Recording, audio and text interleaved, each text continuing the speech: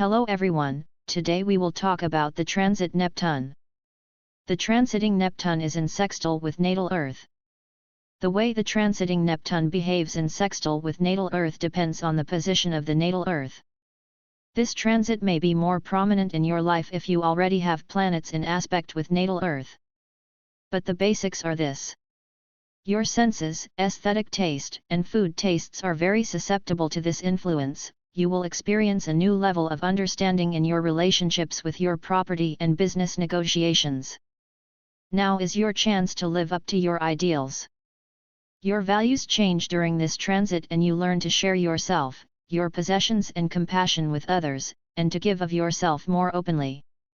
Colors also stand out more when Neptune is in sextile to the Earth, so your property also gets a colorful look.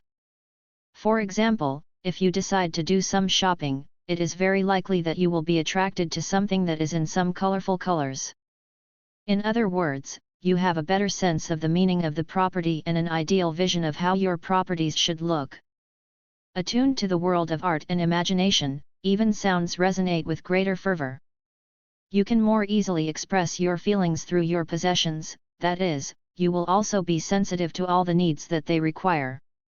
However, will you still have the need to take something new for which there is an opportunity, or will you simply realize that some things are superfluous for you, that is, that you never even needed them?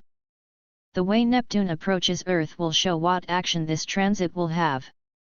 They will encourage generosity and selflessness in you, so you will simply give away some of your property to those who need it more, or you will also upgrade it. Compassion, harmony, kindness, and openness are the themes here, and your creativity is highly stimulated so that you have more access to your imagination. Important to note here is that many people will never experience this transit, individuals only once in their life, and a certain number of people even twice in their life, and that in the span of 55 years. With such persons who will experience it twice, the dynamics in both transits will not change much. What they understood the first time, the second time will only confirm their thoughts. So this is one of those transits when you subconsciously know what you need in life, finding exactly certain things that fill your soul.